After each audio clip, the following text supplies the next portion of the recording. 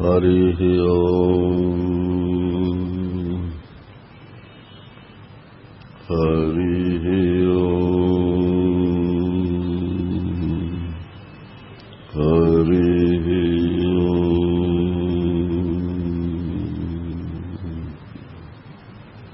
गुरुर्ब्रह्मा गुरुर्विष्णु गुरुर्देवो महेश्वरः गुरुः साक्षात् परब्रह्म तस्मै श्रीगुरुवे नमः।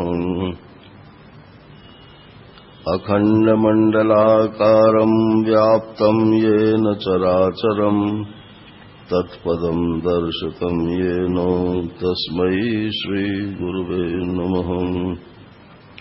अज्ञानतिमिरान्धस्य ज्ञानाञ्जनशलाकया चक्षुरुन्मीलितं येन तस्मै श्रीगुरुवे नमः। वसुदेवसुतं देवं कंसचाणूरमर्दनं देवकी परमानन्दं कृष्णं वन्दे जगद्गुरुं। मूकं करोति वाचालं पंगुं लंघयते गिरिं यत्कृपातमहं वन्दे परमानन्दमाधवम्। कृष्णाय वासुदेवाय हरये परमात्मने प्रणतक्लेशनाशाय गोविन्दाय नमो नमः। गोविन्दाय नमो नमः। हरिः ओम्। नारायण नारायण नारायण नारायण। बोलिए वृंदावन बिहारी लाल की जय। जब भगवान कृष्ण ने बंशी बजाई और सबके नाम ले ले करके सबको पुकारा तो सब उनके पास पहुंच गईं। तो भगवान ने उनको धक्का दिया कि अब तुम वापस जाओ। तो वो व्याकुल हो गईं। यहीं दोपहर प्रसंग छोड़ा था। इत विप्रियमाकर्ण्य गोप्यो गोविंद भाषितम् विषण्णा भग्न संकल्पाश्चिन्ताम् अपर दुरत्ययाम्। ऐसे अप्रिय वचन जब श्री कृष्ण के गोपियों ने सुना तो वो दुखी हो गई और वो जो संकल्प लेकर के वहां आई थी कि भगवान बुला रहे हैं तब उनके साथ रास होगा हमारा, वो संकल्प उनका टूटा हुआ मालूम पड़ने लगा। कृत्वा मुखान्यव शुचः श्वसनेन शुष्यत। उनका मुख नीचे लटक गया और उनकी श्वास जो है वो सूखी सूखी चलने लगी। उससे बिंबाधराणी चरणेन भुवम लिखन्त्य। उनके जो बिंबा फल के समान लाल लाल होंठ थे वो सूख गए और वो चरणों की तरफ देखती हुई जमीन में लिखने लगी। अस्त्रैरूपात् मशभि कुच कुंकमानी तस्थुर मृजन्य उर्दुख भरा स्मतूष्णीम। आंसू जब उनके निकले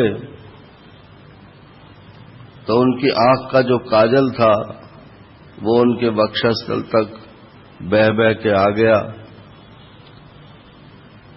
और फिर वो शांत होकर के बैठ गई। अंत में भगवान से वो कहने लगी, इसको प्रणय गीत बोलते हैं। वेणु गीत ये पूर्व राग है। प्रणय गीत जब प्रियतम के सामने पहुंच गए तब प्रणय निवेदन करना है। इसके बाद फिर जब विरह हो गया तो गोपी गीत, और फिर प्रतिदिन जो विरह होता था उसके लिए युगल गीत, और फिर जब मथुरा चले गए भगवान, उद्धव जी आए तो भ्रमर गीत। ऐसे ये 5 गोपियों के गीत हैं, प्रेम गीत कहलाते हैं ये। इनमें से जिसको जो अच्छा लग जाए, तो प्रेम मार्गी वालों के लिए ये बढ़िया चीजें हैं। मैवं विभोरहति भवान गदितुम नृशंसम संत्यज्य सर्व विषयांस्तव पादमूलम भक्ता भजस्व दुर्वग्रह मात्यजास्मान देवो यथादि पुरुषो भजते मुमुक्षून्। यही शब्द उन्होंने बोले थे, किन्होंने? यज्ञ पत्नियों ने। मैवं विभोर हति भवान गदितुम नृशंसम। हे विभो, आपको ये कठोर वचन शोभा नहीं देते कि तुम वापस लौट जाओ, पहले बुलाओ और फिर कहो कि तुम वापस लौट जाओ। हम तो संत्यज्य सर्व विषयांस तव पाद मूलम, सब विषयों को छोड़ करके हम आपके चरणों में उपस्थित हुई हैं। भक्ता भजस्व, आप हमको स्वीकार करो, हम आपकी भक्ता हैं। दुर्वग्रह मां, आप हठ मत करो। काहे का? त्यजास्मान, हमको त्यागने का हठ मत करो। देवो यथादि पुरुषो भजते मुमुक्षून्, जैसे नारायण मुमुक्षु पुरुषों को जो उनकी शरण में जाते हैं उनका परित्याग नहीं करते, ऐसे ही आप भी हमारा परित्याग मत करो। यत्पत्यपत्य सुहृदा मनुवृत्तरंग स्त्रीणाम स्वधर्म इति धर्म विदा त्वयोक्तम् असत्वेव मे तदुपदेश पदे त्वयीशे प्रेष्ठो भवांस्तनुभृताम् किल बंधुरात्मा। आपने जो स्त्री धर्म बताया कि पति का और बच्चों का इनकी सेवा करना उसका परम धर्म है, तो ठीक है। यत पति अपत्य माने पुत्र इत्यादि और सुहृद जो अपने पति के रिश्तेदार हैं, उनकी सेवा करना स्त्री का स्वधर्म है, ये आपने बताया, तो अस्तु एवं ऐसा ही हो। लेकिन आपके उपदेश से तो ऐसा ही लगता है कि हमें आपकी ही सेवा करनी चाहिए। बोले क्यों? कि आप सबके पतियों के पति हैं, आप पुत्रों के से भी सबसे श्रेष्ठ हैं। यहाँ ये रास वाले लोग जो हैं एक दृष्टांत देते हैं। वो कहते हैं कि कोई पुरुष था और वो विदेश जाने लगा, तो उसने पत्नी ने कहा कि हमें कैसे मालूम पड़ेगी कि आपने भोजन किया या नहीं किया, तो कुछ हमारे लिए आप अवलंब दे जाइए। तो उसने अपना एक फोटो दे दिया, बोले कि इस फोटो की तुम पूजा करना और इसको भोग लगा देना, फिर उसके बाद तुम खा लेना। तो बोले ठीक है। अब महाराज गया तो था वो 15-20 दिन के लिए और आ गया 3-4 दिन पीछे ही हूं। तो उसने आके दरवाजे पर कुंडी खटखटाई, तो अब वो कर रही थी पूजा। तो वो गोपियां कहती हैं कि श्रीमान जी ये बताइए कि उसको अब कुंडी खोलनी चाहिए जाकर के, या कि पूजा करके और तब कुंडी खोले? तो बोले भाई सीधी बात है, जब उसका असली पति आ गया तो वो छायापति को सेवा करने की तो कोई जरूरत ही नहीं रह गई। तो वो तो छायापति तो उसकी असली पति के ना होने की दशा में था। तो इसी प्रकार से सबके असली पति तो आप ही हो श्याम सुंदर। जब आप आ गए तो अब हमें किसी और पति की सेवा करने की जरूरत नहीं है। कुर्वन्ति हि त्वयि रतिं कुशला स्वात्मन् नित्य प्रिय पतिसुतादिभिरार्तिदैः किम् तन्नः प्रसीद परमेश्वरमास्म छिन्द्या आशामृताम् त्वयि चिरादरविंद नेत्रो। हे कमल नेत्र श्री कृष्ण, जो प्रेम करने में कुशल हैं अथवा जो विरक्त तत्वज्ञानी महापुरुष हैं, उनके लिए तो पति और पुत्र इत्यादि जो है इनसे मतलब ही क्या है। तो हम विरक्त तो नहीं है, लेकिन हम प्रेम करने में तो कुशल हैं नारायण। इसलिए आप उनके ऊपर प्रसन्न हो जाइए और हमारी आशा लता जो हम लेकर के आई हैं उसका छेदन मत कीजिए। तो भगवान ने कहा कि नहीं नहीं, तुम घर जाओ और रात में ज्यादा देर ठीक रहना यहाँ ठीक नहीं है। तो बोले हम घर जाके करेंगी क्या ये बताओ। तो बोले जो पहले करती थी वो करना। चित्तम सुखेन भवतापहृतम गृहेषु यन्निर्विशत्युत करावपि गृह्य कृत्ये पादौ पदम न चलतस्तव पादमूलात् यामः कथम ब्रजमथो करवाम किं वाम। पहले तो ऐसा था श्याम सुंदर कि हम आपकी तरफ तो कोई हमारा प्रेम था नहीं, घर में ही प्रेम था, इसलिए हमारे हाथ पैर सब घर के काम काज में रमे रहते थे। अब जब से आपसे प्रेम किया है तो घर के सब लोगों से तो प्रेम हमारा कट गया। तो अब हम मान लो चली भी जाएं तो पहली बात तो यह है कि पादौ पदम न चलतस्तव पादमूलात्, हमारे पैरों में अब ये शक्ति नहीं रही कि हम आपके चरण कमलों से अलग होकर के घर जाएं। तो महाराज श्री कहते हैं कि चलो बैलगाड़ी मंगाई देते हैं, आपको घर पहुंचा देंगे। तो बोले घर तो चली जाएंगी, मान लो बैलगाड़ी से चली जाएंगी, लेकिन यामा कथम ब्रजमथो करवाम किं वा, वहां जाके हम करेंगी क्या। अब जो हमारा प्रेम था वो तो सब खत्म हो गया नारायण। सिंचांग नस्त्वद अधरामृत पूरकेण हासावलोक कलगीत जहच्छयाग्निम नो चेद्वयम् विरह जाग्नि उपयुक्त देहा ध्यानेन याम पदयो पदवीं सखेते। अब तो एक ही बात है कि आपके हंसी करने से, आपको देख करके, आपका संगीत सुनने से जो हमारे हृदय में प्रेमाग्नि जली हुई है उसको आप अपने अधरामृत से सींच दीजिए, माने उसको बुझा दीजिए। तो वो जो आपका अधरामृत होगा उस जल से वो बुझ जाएगी। और नोचेत अगर आप ऐसा नहीं करोगे तो विरहज अग्नि उपयुक्त देहा, ये विरहजन्य जो अग्नि है इसके द्वारा ही हम ध्यान करते हुए आप ये शरीर छोड़ देंगे और ध्यान छोड़कर वो शरीर छोड़ करके आपको प्राप्त हो जाएंगे। अब कहते हैं कि घर हम चली भी जाएं तो घर में तो इतना अवकाश नहीं होता है कि हम भगवान की सेवा पूजा कर सकें, और अब हमें इसके अलावा दूसरा कोई काम करना नहीं है। तो बोले नहीं, तुमको जाना ही होगा।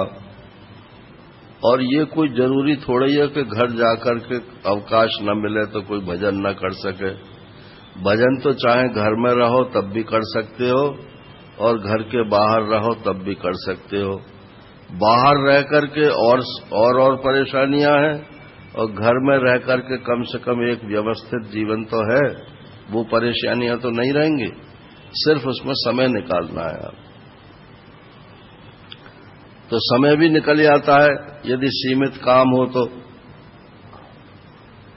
और जैसा एक दिन और भी बताया था मैंने कि अपना एक कमरा जो है वो रिजर्व रखना चाहिए, और उसमें सिवाय अपने और घर के आदमियों का दखल नहीं होना चाहिए।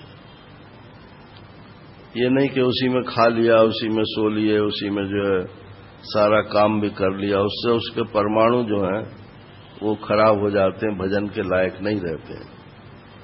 तो भजन के लिए एक सेपरेट कमरा रखो, और अगर फ्लैट है तो एक कमरे में अपना काम धंधे का काम करो और दूसरे कमरे में भजन करो।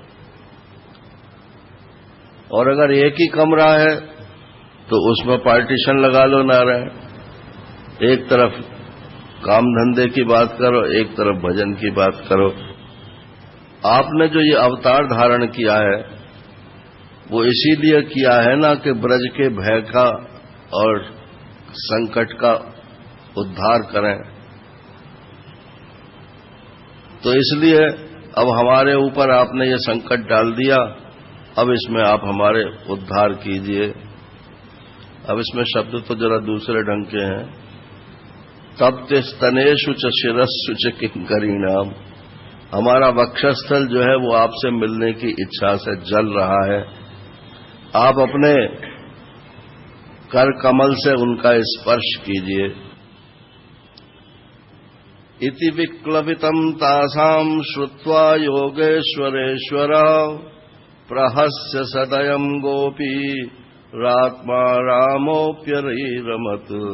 अब सुखदेव जी कहते हैं, परीक्षित, इस प्रकार से जब व्याकुल गोपियों को श्री कृष्ण ने देखा, या श्री कृष्ण का नाम दिया है योगेश्वरेश्वर, योग योगियों का ईश्वर, और फिर उन योगियों के ईश्वर का भी ईश्वर आप हैं, श्री कृष्ण हैं। तो उन्होंने देखा योगेश्वर क्यों इसमें संबोधन दिया, क्योंकि यहां अब रास का प्रसंग आ गया। तो रास को जैसे लोग आलोचना करते हैं ना इसकी, भगवान ने ऐसा क्यों किया, तो आलोचना करने वालों के लिए कहा कि वो तो योगेश्वरेश्वर हैं, उन्हें इससे कोई फर्क नहीं पड़ता है। तो प्रहस्य, अब उनको हंसी आ गई, अरे मैं तो मजाक कर रहा था गोपियों, अब चलो हम लोग रास करते हैं। गोपी आत्मा रामो अपि अरिरमत, जो आत्मा राम श्री कृष्ण हैं और जो योगेश्वरेश्वर हैं, उन्होंने गोपियों के साथ गोपियों को रास करवाया। अरिरमत माने वो तो एक तरह से तटस्थ साक्षी भाव से रहे आए, और बाकी जो है गोपियां जैसे करती गई वैसे करते चले गए। बाहु प्रसार परिरंभ कराल कोरु नीवी स्तन अलभनन नर्म नखाग्रपाते क्षैल्यावलोक हसितैर्ब्रज सुंदरीणाम उत्तम्भयन् रतिपतिम रमयांचकार। इसमें काम शास्त्र के सभी अंग आ गए हैं। बाहु प्रसार, बाहें फैला फैला कर नारायण उनको अपने आलिंगन में बांधकर और उनके अंगों का स्पर्श करके, और स्पर्श करके ही नहीं, उन अपने नाखूनों से उन अंगों को काट काट करके उन्हें पीड़ा पहुंचा के। ये तो प्रेम की तो पीड़ा भी जो है वो आनंद का हेतु होती है। महाराज जी बोलते थे कि हमारे पास दंपति आते हैं तो किसी के मुंह पर निशान बना हुआ था, तो हमने पूछा ये क्या है, बोले मच्छर ने काट लिया। तो बोले हम जानते हैं तुम्हारा मच्छर कौन है। तो भाई ये तो प्रेम की बात है। तो इस प्रकार से रास शुरू हुआ। एवं भगवतः कृष्णात् लब्धमाना महात्मनः आत्मानं मेनरे स्त्रीणाम मानिन्योभ्यधिकं भुवि। अब जब श्री कृष्ण ने इस प्रकार से करना शुरू किया तो गोपियों को अभिमान आ गया, और उन्होंने कहा कि हमारे समान दुनिया में ऐसी कौन सी स्त्री है। आत्मानं मेनरे स्त्रीणाम मानिन्यो अभ्यधिकम भुवि, संसार में हमारे समान कौन ये सुख उठा सकता है उनको अभिमान हो गया। तासाम तत्सौभगमदम वीक्षमानम च केशव प्रशमाय प्रसादाय तत्रैवांतरधीयत। जब देखा कि प्रेम में इनको ये अभिमान आ गया है, तो कुछ को तो अभिमान आया अपने सौभाग्य का और कुछ को मान आया। तो यहाँ जो वैष्णव टीकाकार लोग हैं वो कहते हैं कि राधा रानी को तो मान आया और बाकी गोपियों को अभिमान आया। तो उनके प्रशम करने के लिए और राधा रानी को प्रसन्न करने के लिए फिर वहीं भगवान अंतर्ध्यान हो गए। अंतर्हिते भगवती सहसैव प्रजांगना अतप्यंस्तमचक्षाणा करण्य इव यूथपम। उसी समय वो अंतर्ध्यान हो गए। अब नारायण गोपियों का जो हाल था वो तो जलन उनकी प्रारंभ हो गई। थोड़ी देर पहले तो उन्हें आनंद आ रहा था, अब विरह का दुख उनको सताने लगा। अब ढूंढने लगी वो श्री कृष्ण को, और ढूंढते ढूंढते वो उनकी चेष्टाओं का भी अनुकरण करने लगे। श्री कृष्ण जैसे जैसे लीला करते थे वो खुद भी वैसी लीला करने लगे। नारायण, उन्होंने कहा कि अब श्री कृष्ण भाग के कहां जाएंगे, यहीं कहीं छिपे हुए होंगे। तो पेड़ों से पूछना शुरू किया, जैसे भगवान राम ने पेड़ों से पूछना शुरू किया, हे खग हे मृग कहा तुम देखी सीता मृगनैनी। नारायण, मृगनैनी सीता को तुमने देखा है? तो यहां भी महाराज श्री कहते हैं कि पहले उन्होंने बड़े बड़े पेड़ों से पूछा, क्योंकि वो ऊंचे हैं तो कहीं दूर तक भी श्री कृष्ण गए होंगे तो उन्होंने देख लिए होंगे।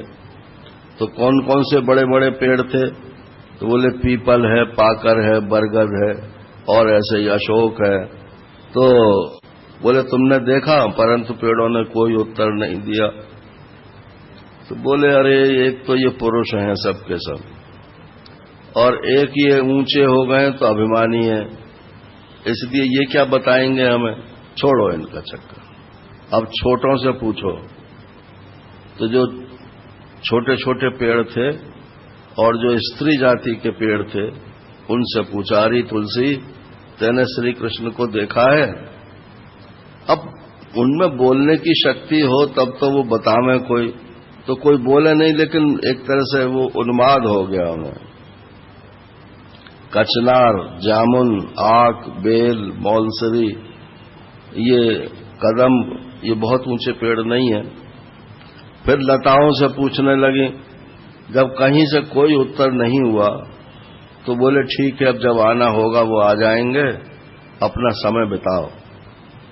तो भगवान कृष्ण की जो लीलाएं हुई थी वो लीलाओं का अनुकरण करने लगे। एक पूतना बन गई और पूतना बनकर दूसरी श्री कृष्ण बन गई और वो उसकी छाती पर खेलने लगी। नारायण, एक छकड़ा बन गया और एक श्री कृष्ण बन गए। उसने उसमें लात मारी तो वो छकड़ा जो है जा पड़ा। माने वो जितनी लीलाएं पहले हो चुकी हैं वो सब लीलाओं का अनुकरण उन्होंने किया, और पात्र सब वही थी, गोपियां आपस में ही थी। अब और आगे बढ़ी, देखती गई तो एक स्थान पर उन्हें भगवान के चरण चिन्ह दिखाई दिए। कैसे पहचाना उन्होंने कि उसमें जो भगवान के चरणों में ध्वजा, कमल, वज्र, अंकुश जो आदि चिन्ह है वो दिख रहे थे स्पष्ट। तो बोले इस तरफ आए हैं भगवान, इसका मतलब ये है। फिर देखा थोड़ी देर, थोड़ा और आगे चले कि किसी एक स्त्री के भी पैर दिखलाई पड़ रहे हैं छोटे छोटे। नारायण, राधा रानी कहते हैं ये राधा रानी के पैर थे। इसमें तो नाम है नहीं, न राधा का नाम है न किसी और गोपी का नाम है। सिर्फ इस शब्द को लेकर के वो कहते हैं कि राधा रानी थी। अनया आराधितो नूनम भगवान हरिश्वरा यन्नो विहाय गोविंद प्रीतो यामनयत रहा।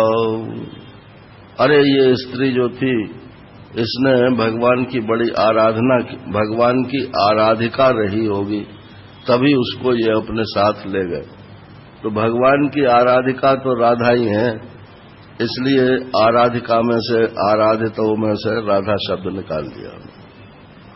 और पूरी भागवत में कहीं राधा शब्द नहीं है, लेकिन न हो और पुराणों में नाम है, इसलिए वहां से फिल अप द ब्लैंक्स कर लेना चाहिए। फिर और आगे चले तो फिर एक ही चरण चिन्ह दिखलाई पड़ा, दूसरा राधा रानी का चरण चिन्ह नहीं दिखलाई पड़ा। बोले मालूम पड़ता है, और वो और तगड़ा चरण चिन्ह था।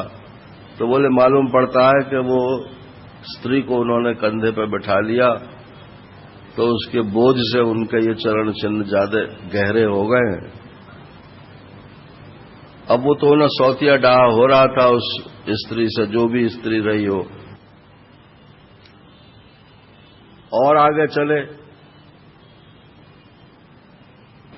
तो अब ये सुखदेव जी महाराज कहते हैं कि वो जिस इस गोपी को लेकर के अकेले में चले गए थे, उस गोपी को भी मान हो गया। उसने कहा श्री कृष्ण मेरे पर चला नहीं जाता है, तो आप मुझे कंधे पर बैठा लो। भगवान ने कहा अच्छी बात है भाई, यहां तो सबको ही मान होता चला जा रहा है, तो आओ तुम कंधे पे बैठ जाओ। अब वो ऐसा झुके और पीछे से वो बैठने वाली थी, सोई अंतर्ध्यान हो गए जा रहे। अब वो बेचारी चौकी त्यों ही रह गई। अब वो भी रोती हुई मिली गोपियों को, तब उनकी जान में जान आई कि चलो इसका भी वही हाल हुआ जो हम सबका हुआ। सबका भला हो, इसमें लोग खुश नहीं होते, सब एक जैसे दुखी हो जाए तो खुश होते हैं। फिर उन्होंने देखा कि अब तो चांदनी जो है वो प्रकाश उसका आगे चल करके पेड़ों से ढक रहा है, अंधेरा हो रहा है। तो अब आगे हम जाएंगे तो श्री कृष्ण और आगे चले जाएंगे, तो कहीं जंगल में उनके कांटे वांटे न लगें, इसलिए वो वहीं से लौट आई। और लौट के आके फिर यमुना तट पर आकर पुनः पुलिनमागम्य कालिंद्या कृष्ण भावना समवेता जगु कृष्णम तदागमन कांक्षिता।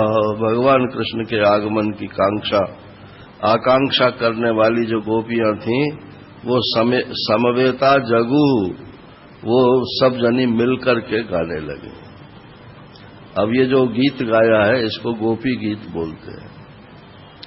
ये गोपी गीत असल में है तो ये उच्च कोटि का गीत, और इसकी कथा यदि अलग से कोई सुने तो इसमें रस भी दूसरे ढंग का है तो वो आता है। और ये गौड़ीय संप्रदाय वालों ने इसमें विशेष रस लिया है। महाराज श्री की जो गोपी गीत है वो उसमें उसी संप्रदाय के अनुसार अर्थ दिए हुए हैं, प्रवचन है। तो जिनको डिटेल्स में देखना हो वो वहीं देखें। यहां तो 2-4 छंद इसके होंगे। इस छंद का नाम है कनक मंजरी। कनक कहते हैं धतूरे को। तो धतूरा खाकर जैसे नशा होता है, ऐसे ही इन छंदों को पढ़ करके एक प्रेम का नशा होता है, और होता है। ये तो आप अगर पढ़ोगे तो आपको तुरंत ही मालूम पड़ जाएगा। इसलिए इसको कनक मंजरी बोलते हैं। और इसमें एक नियम भी है। नियम यह है कि दूसरा अक्षर प्रत्येक 4-4 लाइन के हैं ना, तो प्रत्येक पंक्ति में दूसरा अक्षर और 7वां अक्षर वही होगा। अब कितनी मेहनत पड़ी होगी इसकी रचना करने वाले को, ये सोचने की बात है। अच्छा, इसको कई तर्ज से पढ़ा जाता है, कोई इसकी निश्चित तर्ज नहीं है। ये इसकी कैसेट्स भी तो बाजार में मिलती हैं गोपी गीत की। लेकिन जो आम तर्ज है वही मैं आपको सुनाया देता हूं। जयति तेधिकम् जन्मना ब्रजः श्रयत इंदिरा शश्वदत्र हि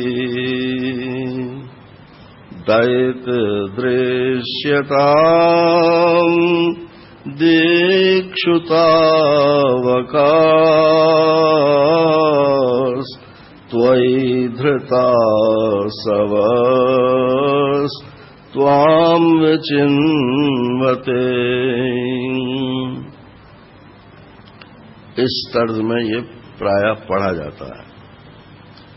जयति तेधिकम जन्मना ब्रज। हे श्याम सुंदर, जब से आपका इस ब्रज में जन्म हुआ है तब से इसकी कीर्ति बढ़ रही है। श्रयत इंदिरा शश्वदत्र ही। लक्ष्मी जी जो है वो हमेशा यहां विराजमान रहती हैं, इसलिए सारी संपत्ति सुख समृद्धि सब ब्रज में बढ़ रही है। हे दैत, हे प्रेमास्पद, दृश्यताम, देखो तो सही, नहीं दिक्षु, देखो, तावका दृश्यताम, आपकी जो ये गोपियां हैं, अब ये यहां संबंध अपना बता रही हैं कि हम तो आपकी हैं, लेकिन हम और हमारे प्राण जो हैं वो आप में रखे हुए हैं। त्वयि धृता सवा, आसवा माने प्राण, आप हमारे प्राण आप में रखे हुए हैं, लेकिन दृश्यताम, देखो तो सही विडंबना कि त्वाम विचिन्वते, आपको हम खोजती फिर रही हैं।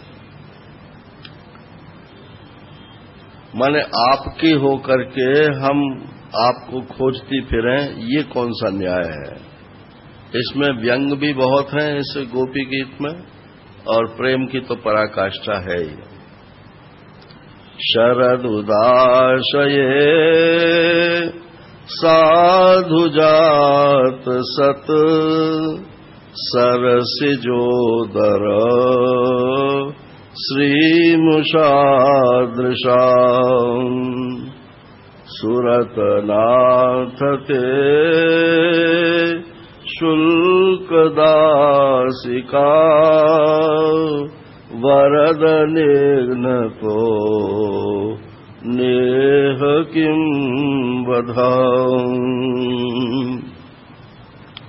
शरद उदास है, एक तो शरद का तो मौसम हो, शरद काल का तो जल वगैरह सब शुद्ध होता है, और उत आशय, कोई श्रेष्ठ सरोवर हो और उसमें साधु जात सत, अच्छी क्वालिटी का, अच्छी नस्ल के कमल के फूल हों। सरसिजोदर श्रीमुषादृशा, और लक्ष्मी जी के नेत्रों को भी झुठलाने वाले आपकी दृष्टि है, ऐसे आपके नेत्र हैं। उस दृष्टि से आपने हमको घायल कर दिया है। तो कहते हैं कि आपने तो ये पाप किया है। बोले पाप कैसे कर दिया है?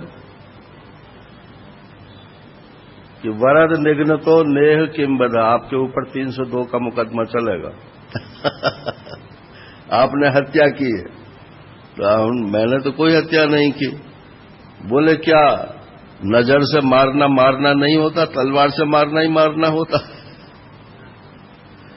वरद निघ्न तो नेह किम बधा, हे वरद, हे वरदान देने वाले, निघ्न तो न इह किम बधा, क्या नेत्र से मारने वाला बध नहीं होता है? अरे छोड़ो, हम तो आपकी अशुल्क दासिका हैं, हमने कुछ आपसे लिया नहीं, आपको देना ही चाहती हैं जो कुछ देना चाहती हैं। विष जलाप्ययाद, इसमें 19 छंद हैं।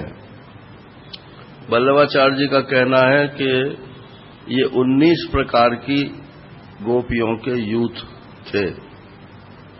जैसे मैंने कहा ना कि कुछ कुमारिकाएं थीं और कुछ वो थीं जो कि वेणु गीत में थीं, कुछ सब प्रकार की गोपिकाएं, कुछ ब्याही हुई थी, कुछ अब्याही थी, कुछ प्रौढ़ा थी, कुछ अनूढ़ा थी,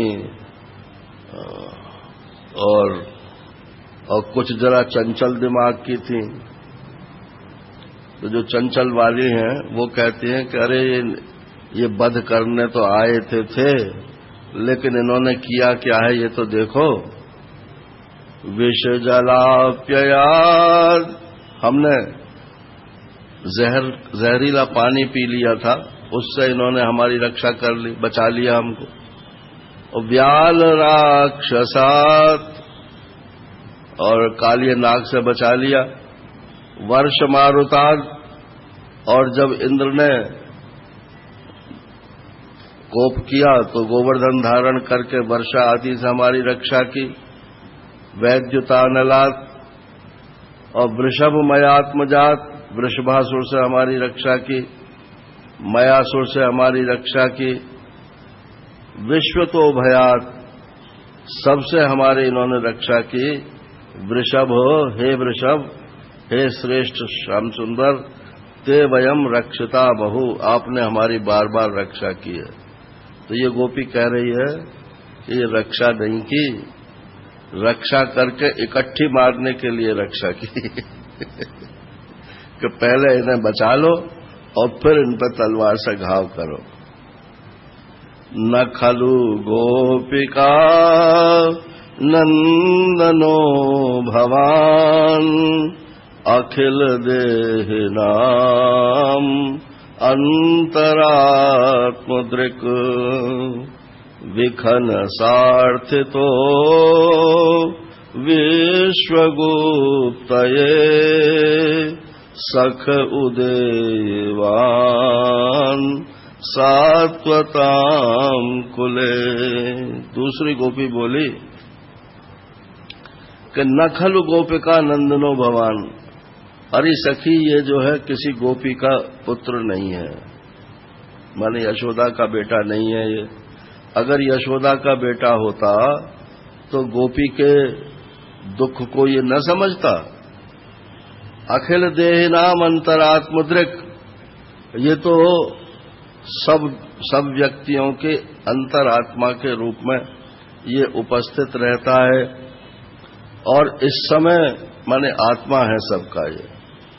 और इस समय विखन सार्थ, तो विखन माने ब्रह्मा जी की प्रार्थना पर ये इस समय आए हैं। किस लिए आए हैं कि विश्व गुप्त है, विश्व की रक्षा के लिए। तो सख उदेवान सात्वताम कुल, हे सखी, ये सात्वत माने यदुवंश में इनका अवतरण हुआ है। तो यहां वो व्यंग करती हैं कि अरे रहने दे सखी, ये तो सख नहीं है, साखा है ये कहीं पैदा वैदा नहीं हुए, ये तो पैदा ही नहीं हुए। साखा, खा माने आसमान, तो ये तो आसमान से टपके हैं सीधे। ये किसी न सात्वताम कुले पैदा हुए, न गोपी के घर में पैदा हुए, ये कहीं पैदा ही नहीं हुए। अब ये उनकी प्रशंसा भी है और उन पर व्यंग भी है ना। ब्रज जनार्तिहन वीरयोषिताम, निज जनस्मय ध्वंसन स्मित, भज सखे भवन किंकरी स्मनो, जलरुहाननम चारुदर्शयम्। ये ब्रज के लोगों की आरती का हरण करने वाले हैं, और वीर योषिताम, स्त्रियों के बीच में वीर है। अब ये व्यंग है कि प्रशंसा है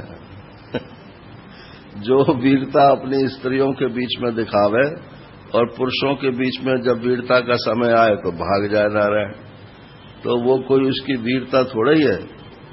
तो वीर योषिताम, वो अपने गांवों में ऐसी कहावत है कि बुढ़ो डरावे मरने पे और जवान डरावे भगने से।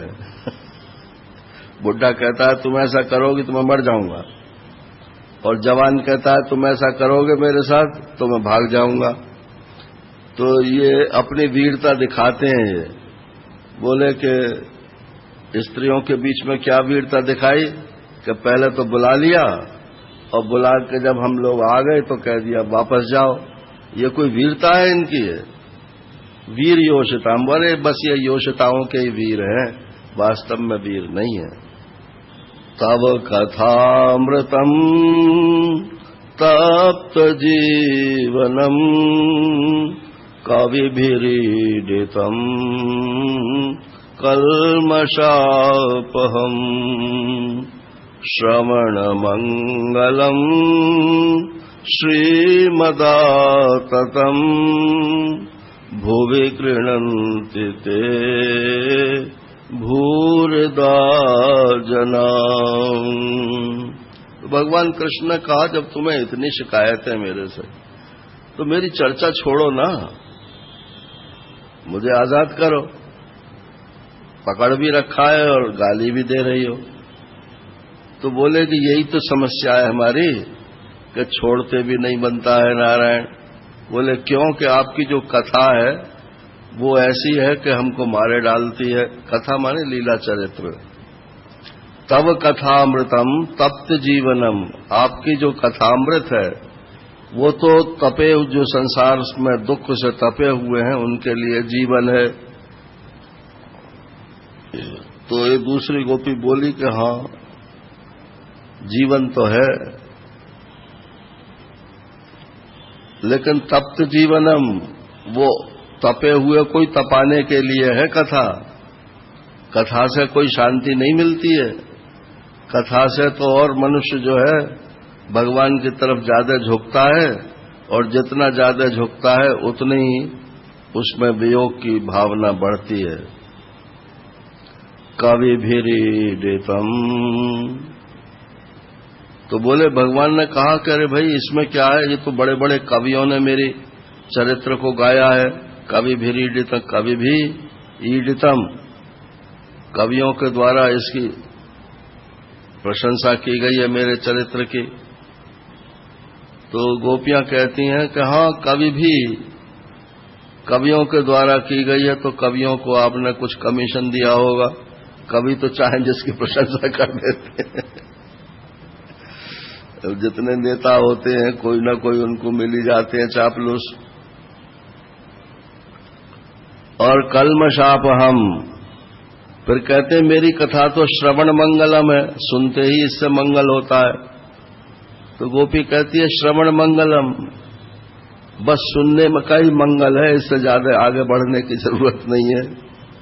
श्रीमदाततम, बड़े बड़े सेठ लोग पैसा खर्च करके भगवान की कथा कराते हैं, तो वो कहते हैं कि वो सेठ लोगों को आपने कमीशन दे रखा है नारायण, इसलिए वो जो है कराते हैं। श्रीमद आततम, श्रीमानों के द्वारा जो है ये इसका विस्तार होता है।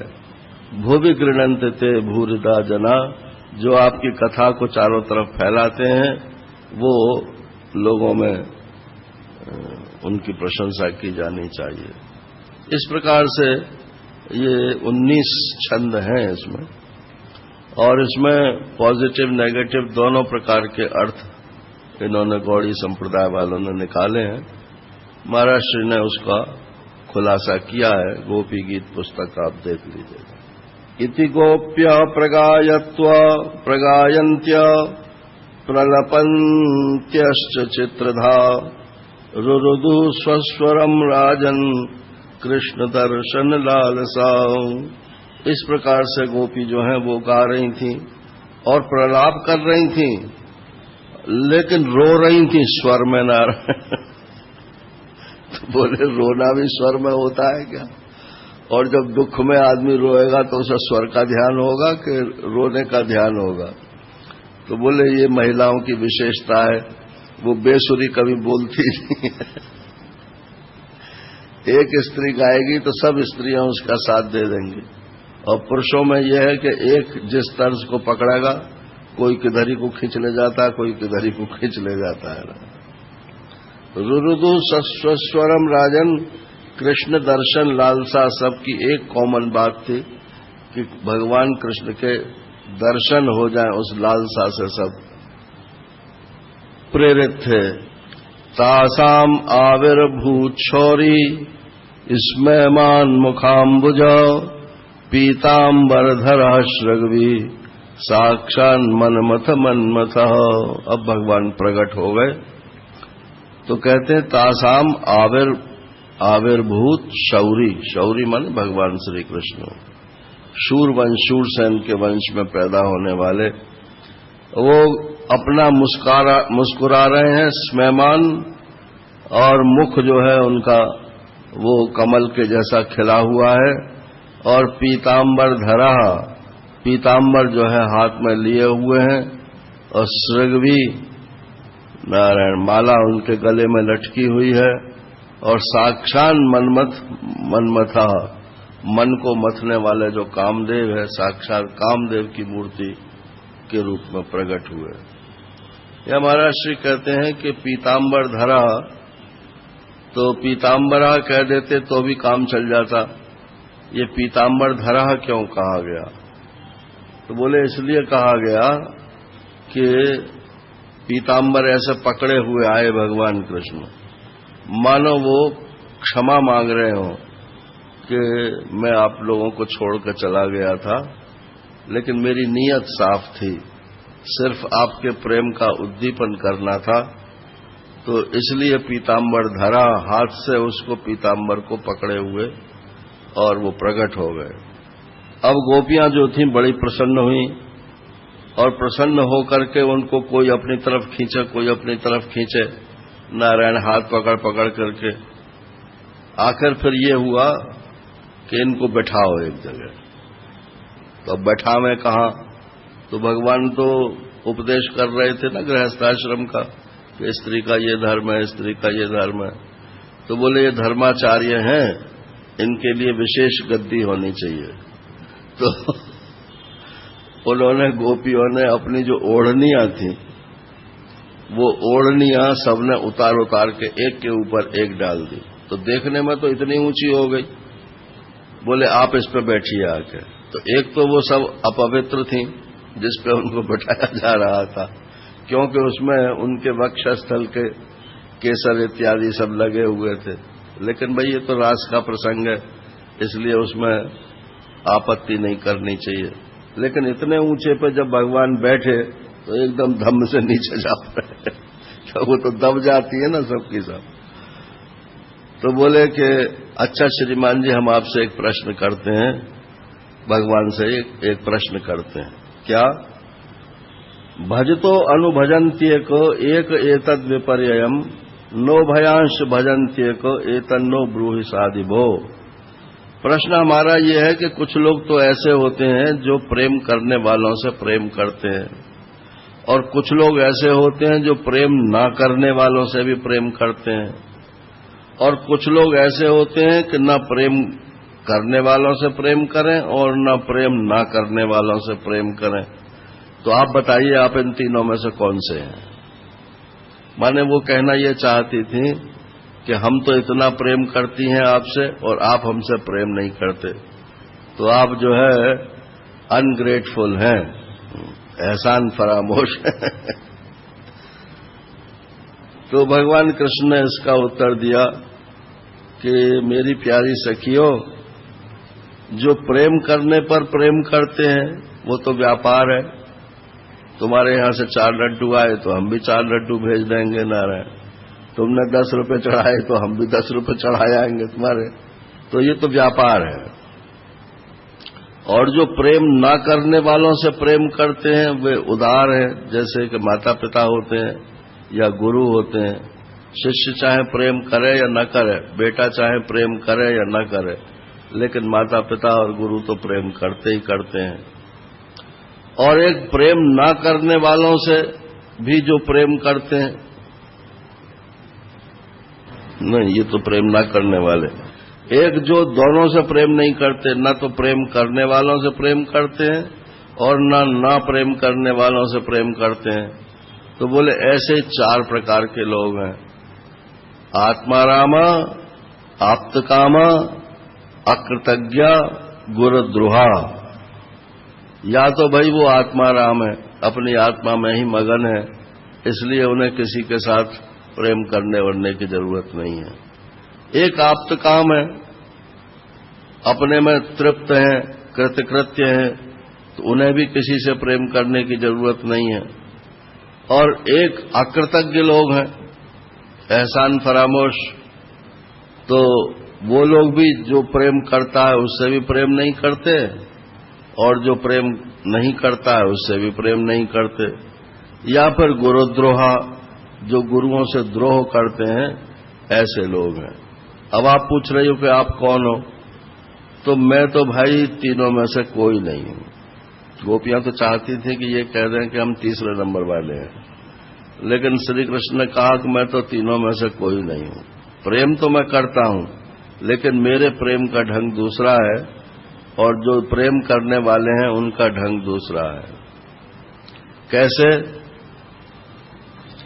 कि तुम लोग तो मेरे से बहुत प्रेम करती हो, मैं मानता हूं, लेकिन जितना तुम प्रेम करती हो उतना मैं प्रेम नहीं कर सकता, करता नहीं हूं। ये मेरी अपनी कमजोरी है। इसलिए अब तुम कहो कि फिर तुम अंतर्ध्यान क्यों हो गए थे बीच में से, तो उसमें मेरा एक था कि आप लोग जैसे किसी की हानि हो जाए धन की, तो उसे धन की फिर और ज्यादा इच्छा होती है। इसी प्रकार से जब मैं अंतर्ध्यान हो गया आपके बीच में से, तो आपका प्रेम मेरे प्रति और बढ़ गया। इसलिए मैं आपके प्रेम को बढ़ाने के लिए अंतर्ध्यान हुआ हूं। न पारये हम निरवध्य संयुजाम स्वस्वाधु कृत्यम विबुधायुषापि वह या मां भजन दुर्जर गेह श्रृंखला संवृश्य तद्वा प्रतियातु साधुरा। अरे जो काम आपने किया है वो तो अच्छे अच्छे महात्मा भी नहीं कर सकते हैं। आपने पतियों को छोड़ा, बच्चों को छोड़ा, घर वालों को छोड़ा, किस लिए? मेरे लिए।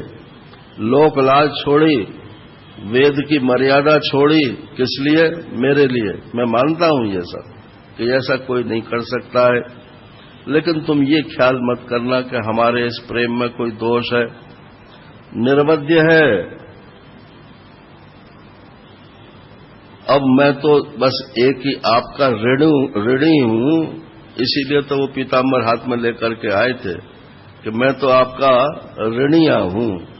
आप चाहो तो मुझे माफ कर दो, और ना चाहो तो मत करो, हमेशा ऋणी बना रहूंगा। इसके बाद फिर दोबारा रास चालू हुआ, और अब के घनघोर रास हुआ। इसको जमीन पे भी हुआ, जल में भी हुआ, और कुंजों में भी हुआ, ओपनली भी हुआ, और जितने भी रास के अंग हो सकते हैं वो सब प्रकार से हुए। सुखदेव जी ने फिर यही प्रश्न कर दिया, महाराज ये तो धर्म के विपरीत है, दूसरी पराई स्त्रियों के साथ में ऐसा नाचना कूदना, तो ये भगवान ने क्यों किया? वो तो भगवान थे। अरे बोले तो भगवान थे इसीलिए तो उसकी कोई उपमा नहीं हो सकती है। पहले भी हम इस बात को बता चुके हैं कि ईश्वर के ऊपर कोई संविधान लागू नहीं होता है। आज तक लोग गाली देते हैं श्री कृष्ण को, उन्होंने ऐसा किया। अरे और तो और राम जी को भी गाली देते हैं, बाली को क्यों छिपके मारा उन्होंने, शूर्पणखा की नाक क्यों काट दी, नारायण, सीता जी का परित्याग क्यों कर दिया।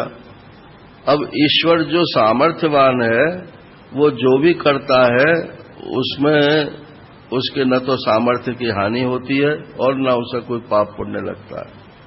तो या तो आप उसे ईश्वर मत मानो, संसारी मानो, तो फिर हम भी मान लेंगे कि चलो उनसे पाप हो गया ये, तो अब दे उन्हें नरक, कौन देगा नरक? नारायण, देगा कौन? फलदाता तो वही है खुद। और अपने को जो व्यापक अनुभव करता है वो तो कभी पाप और पुण्य के चक्कर में आता ही नहीं है।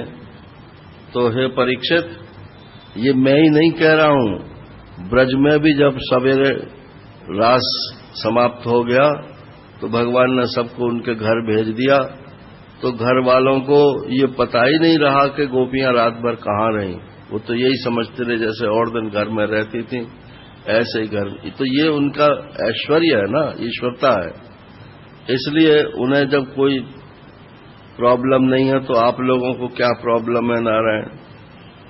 वो हमारे गिरीशानंद जी महाराज कहते हैं कि अपने दान मसूड़े कुचल लो कि उन्होंने क्यों किया, अच्छे किया। अरे ईश्वर है, वो कुछ भी कर सकते नारायण। और इस पूरे रास पंचाध्यायी के सुनने का जो फल बताया है वो भी सुखदेव जी जो है बहुत बढ़िया बताते हैं। भक्तिम पराम भगवती प्रतलभ्य कामम हृदरोगमाश्व पहिनो चिरेण धीर। ये हृदय का जो रोग है काम वासना, अगर इस 5 अध्यायों का प्रतिदिन कोई पाठ करेगा तो उसकी काम वासना निकल जाएगी। अब लो बताओ, अगर इसमें काम का वर्णन होता तो काम वासना उससे बढ़ेगी कि काम वासना उससे घटेगी। तो इसका ये फलश्रुति है कि इससे हृदय का रोग जो ये काम वासना है ये नष्ट हो जाती है और भगवान की पराभक्ति की प्राप्ति होती है। पराभक्ति माने क्या है वो?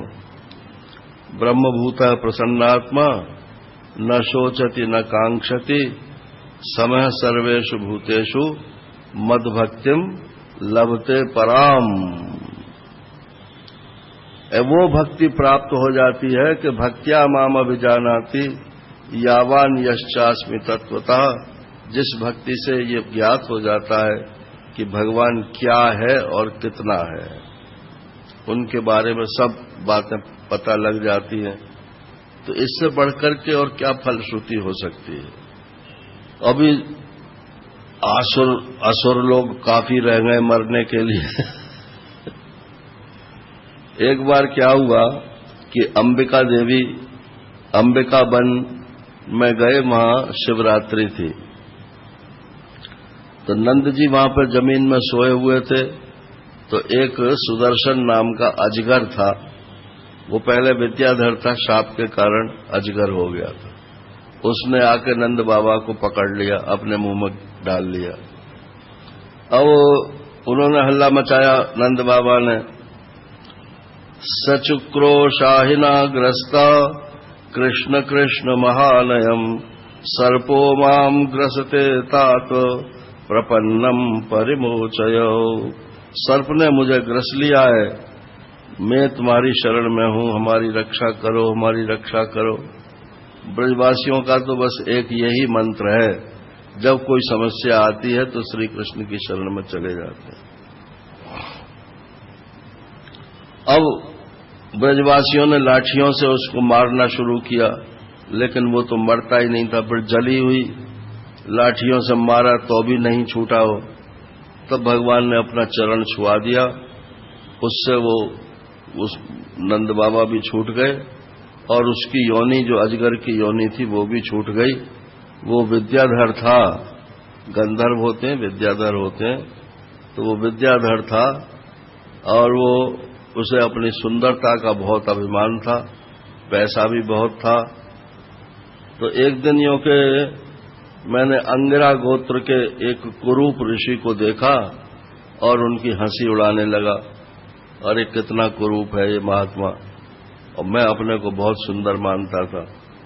तो उन्होंने मुझे शाप दे दिया कि जा तू अजगर योनि में चला जा। तो अजगर का कोई रूप तो होता नहीं है नारायण, आपने देखा होगा अजगर को, बस पड़ा रहता है एक जगह। अब जब चरण छूने से ही उसकी मुक्ति हो गई तो फिर सब ब्रजवासी बड़े ताज्जुब में हो गए। अब एक दिन क्या हुआ कि गोपियों के साथ कृष्ण और बलराम विहार कर रहे थे, वहां एक और असुर आ गया, उसका नाम था शंखचूड़। ये भी कुबेर का अनुचर था और दोनों भाइयों को देखते देखते वो गोपियों को उठाकर ले गया नारायण। वो चिल्लाने लगी, बचाओ बचाओ बचाओ।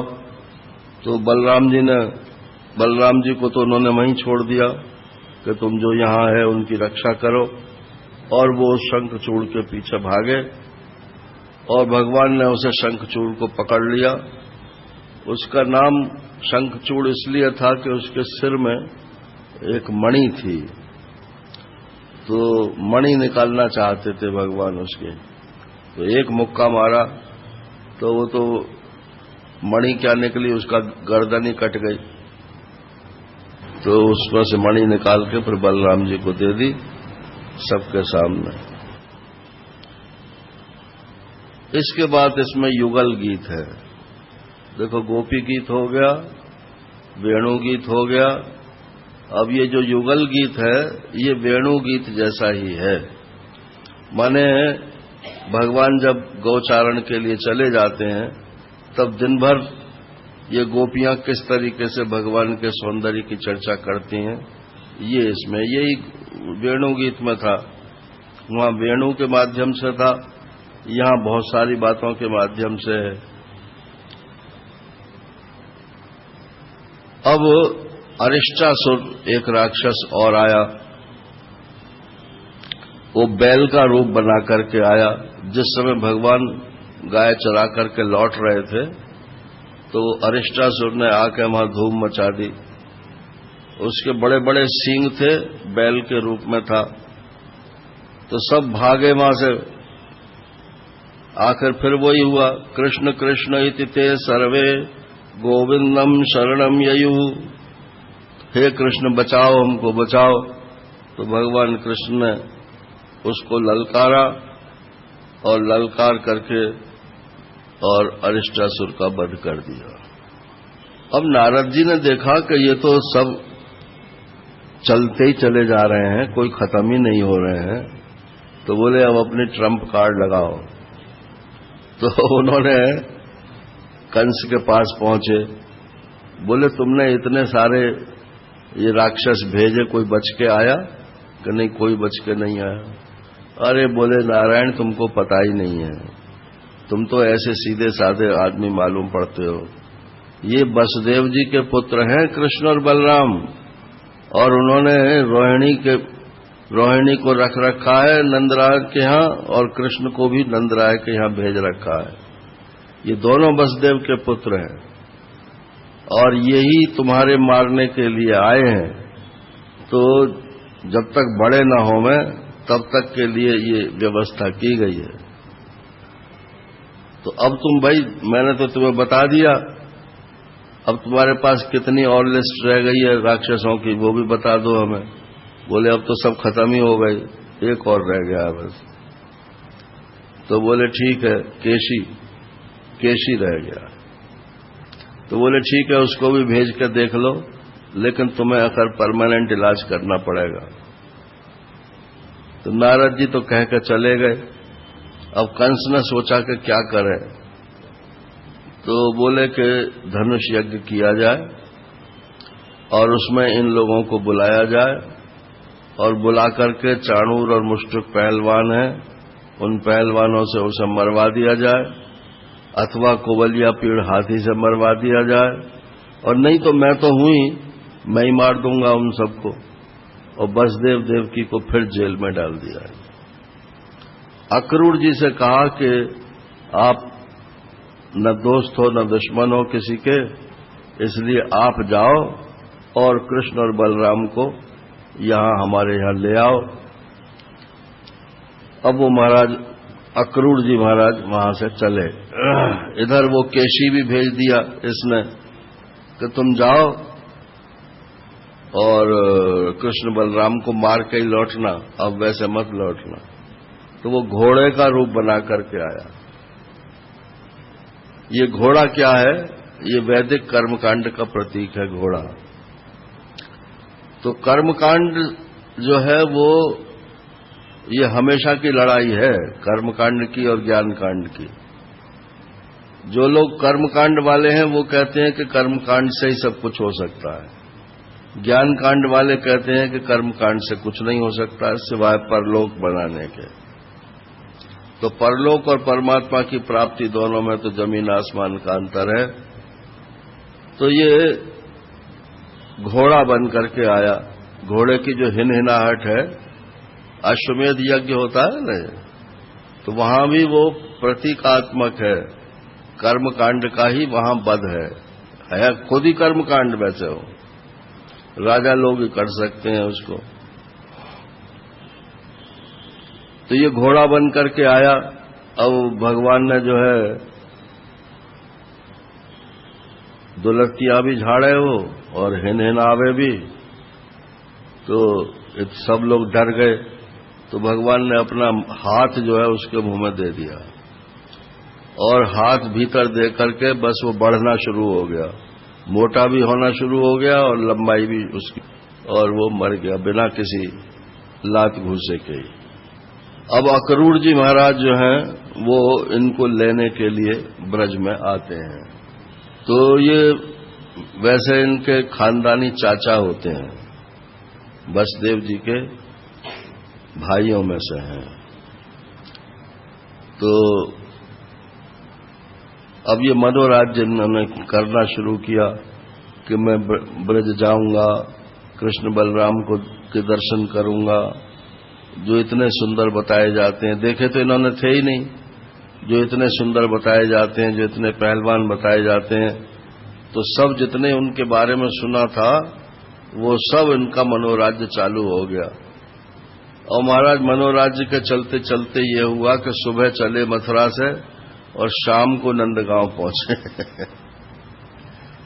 कितनी दूर है मथुरा से नंदगांव? तो मुश्किल से 2 घंटे का रास्ता है।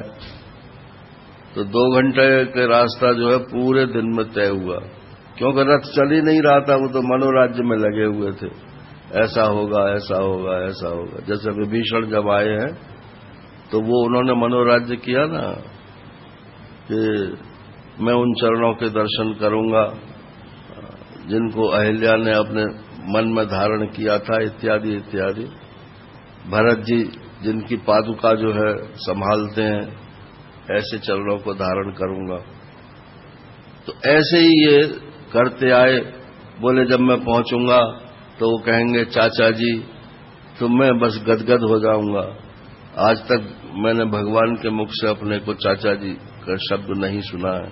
संबंध तो उनकी तरफ से बन गया ना, ये उनका मतलब था।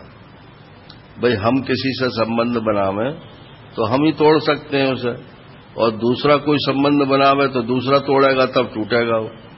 तो भगवान यदि किसी से संबंध बना ले तो फिर वो टूटेगा नहीं ना रहे, क्योंकि वो तो पक्का ही होता है उनकी तरफ से जो कुछ होता है। तो ऐसे मनोराज्य करते हुए, ये तो प्रसंग तो बहुत लंबा है। शाम को जब वहां पहुंचे तो नंद बाबा से कहा, नंद बाबा ने कहा कि अक्रूर जी कैसे आए बताओ तो सही। बोले वहां एक उत्सव है तो आप लोगों को निमंत्रण पत्र देने आया हूं, बस इतना बताया।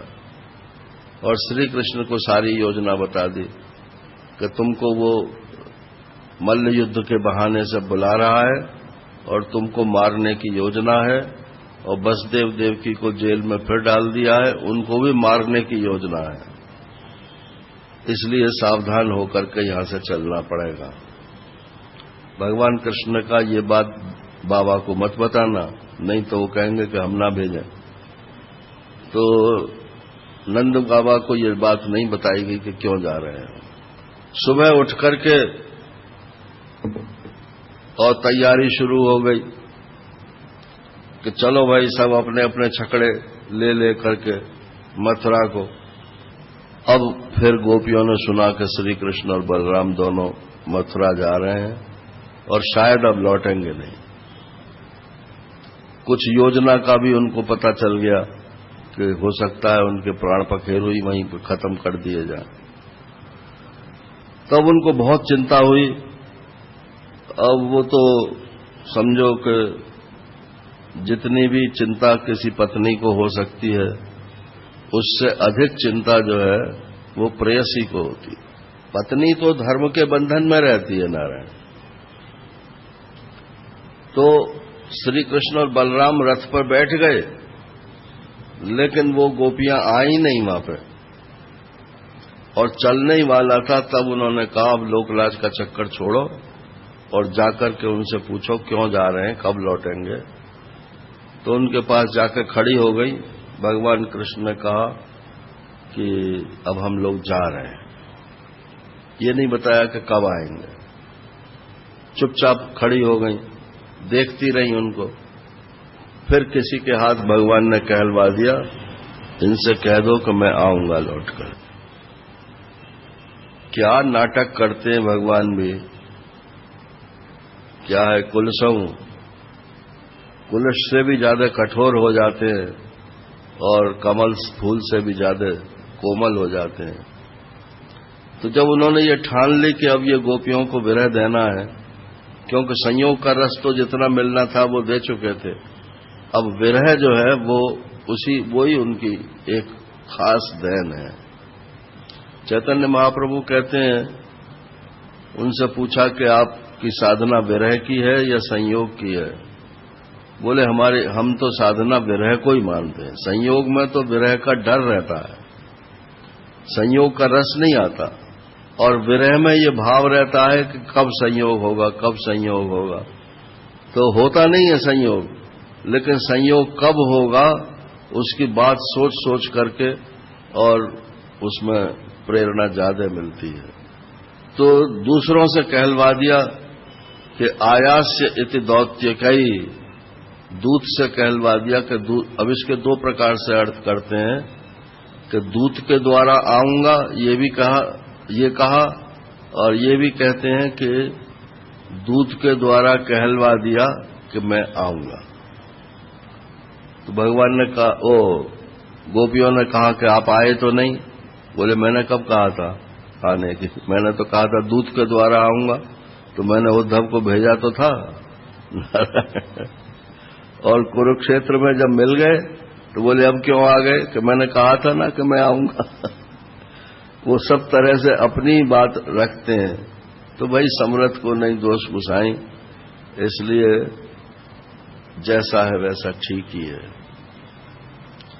अब वहां से अक्रूर जी लेकर के चले और नंद बाबा और बाकी गोप जो थे वो पहले पहुंच गए उनसे, और ये रास्ते में ही रह गए, जबकि इनका रथ बहुत तेज चलने वाला था और उनके विचारों के छकड़े थे। तो क्यों रह गए ये बात बताइए कि वहां अक्रूर घाट है मथुरा वृंदावन के बीच में, तो वहां ब्रह्म हृदय है। तो वहां स्नान आदि करने के लिए अक्रूर जी ने कहा आप रथ पर बैठो और मैं जरा इसमें यमुना जी में स्नान कर लूं। तो उस ब्रह्म हृदय में जब वो घुसे तो वहां देखा कि श्याम और बलराम दोनों जो है उसके जल के भीतर है। अरे बोले मैं तो उन्हें रथ पर बैठा के आया, यहां कैसे आ गए। फिर उसमें से निकल के उन्होंने देखा तो देखा कि रथ पर बैठे हुए हैं। तब उनकी समझ में आया कि ये साक्षात नारायण हैं। पहले साक्षात का बोध नहीं हुआ था। तो ये दृश्य भगवान ने क्यों दिखलाया उनको, इसलिए दिखलाया कि अक्रूर जी के मन में ये था कि कहीं कंस के हाथ ये मारे तो नहीं जाएंगे। तो जब ये बात हो गई कि ये साक्षात नारायण है तो ये भी डर निकल गया कि ये मारे जाएंगे, उल्टा कंस को ये मार देंगे, ये उनका विश्वास हो गया। अब अक्रूर जी ने बहुत लंबी स्तुति की है और इस स्तुति में मतलब सब चीजें मिक्सअप कर दी, कोई एक विशेष बात नहीं है। सारे अवतारों का जिक्र कर दिया है, एकाध तत्व ज्ञान का भी दे दिया है, और बोले कोई भी साधना करो सब एक ही जगह पहुंचा देते हैं नारायण, ये बात भी कह दी है, समन्वय भी दिखा दिया। अच्छा, इस बारे में आप लोगों का क्या ख्याल है? कोई भी साधना करो सब एक जगह पहुंचा देते हैं? बताओ कोई। नहीं, ऐसा नहीं है। जो साधना जहां तक पहुंचाती है, पहुंचा सकती है, वहीं तक पहुंचाती है। ये साधना जो है ये रिले रेस है। तो रिले रेस में क्या होता है कि एक आदमी भागता है उससे बैटन को लेकर के और फिर गंतव्य पर जाकर दूसरे आदमी को पकड़ा देता है, फिर दूसरा भागता है वो तीसरे को पकड़ा देता है।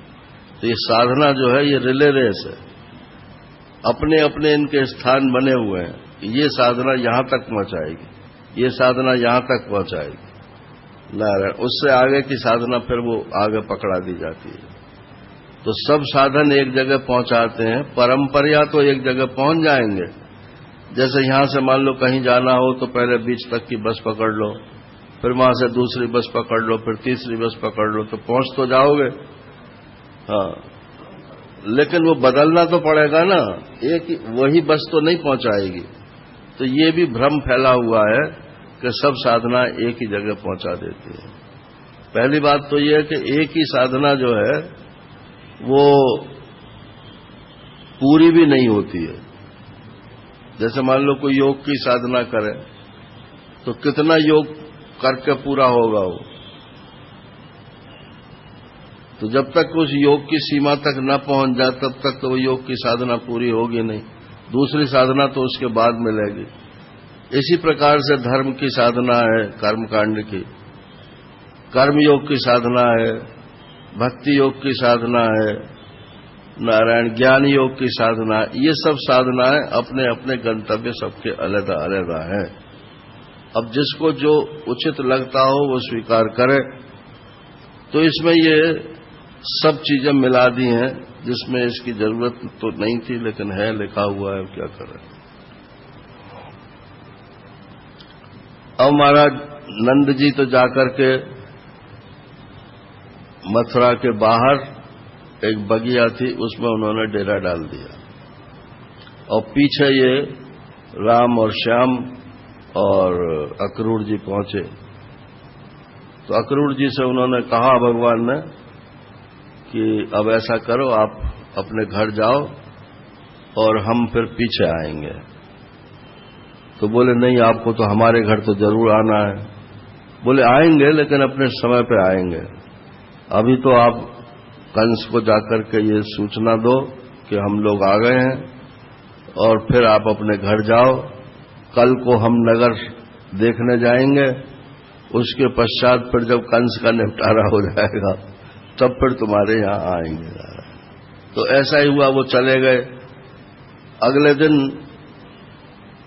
भगवान कृष्ण और बलराम और जो उनके सखा थे उन्होंने कहा कि बाबा ये सब कह रहे हैं कि हमने मथुरा ना देखो, मथुरा ना देखो, तो मथुरा देखे हमें।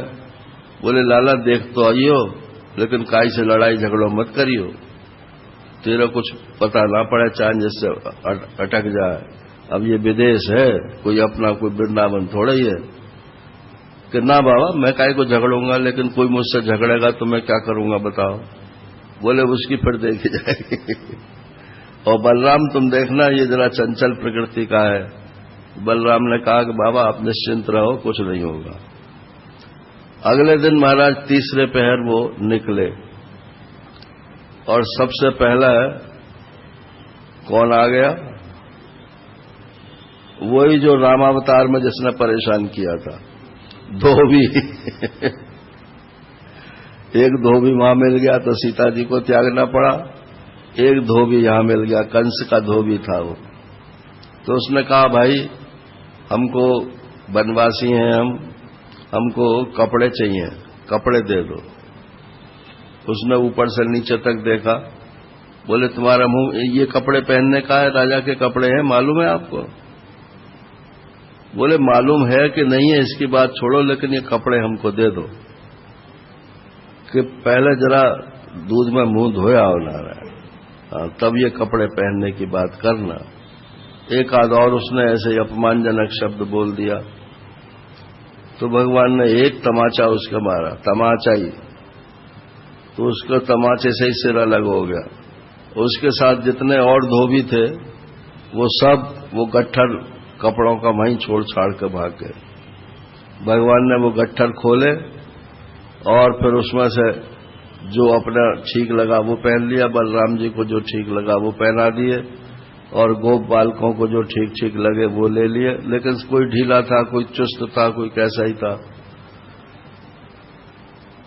इसके बाद फिर जब आगे चले, सज गए, मतलब कपड़ों से सज गए। इसके बाद आगे चले तो फिर वो एक दर्जी मिल गया। दर्जी से कहा कि भैया हमारे कपड़े तुम ठीक कर दोगे? अरे बोले सरकार, मैं तो कुछ सेवा आपसे कहने ही वाला था, आपने ही पहले कह दिया। सबके कपड़े उसने सीस आकर सब ठीक कर दिए। अब तो बिल्कुल ही फिट हो गया मामला। अब उसको भगवान ने बदले में क्या दिया? सारे संपत्ति जो इस जीवन में उसको चाहिए थी वो दे दी, और मरने के बाद अपनी सारूप्य मुक्ति दे दी, मेरे जैसे होकर के। थोड़े को बहुत समझते हैं भगवान। थोड़ी सी भी सेवा भगवान की भगवान समझ के कर दे तो उसको बहुत बड़ा लाभ होता है।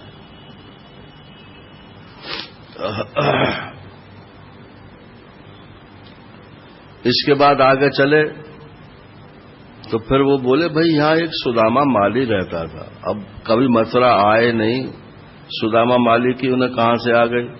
तो वो वायरलेस जो था उनके पास, वो बोल रहा था सुदामा सुदामा सुदामा। बोले यहां सुदामा माली है, चलो हम ही चलते हैं उसके घर। अब सुदामा माली के घर पर खुद ही चले गए और उससे कहा कि भाई हमको तुम क्या दोगे? उसने कहा सरकार मेरे पास तो जो है वही मैं दूंगा। तो उन्होंने बड़े अच्छे अच्छे हार राम को कृष्ण को सब पहना दिए और उनको साथियों को भी पहना दिए।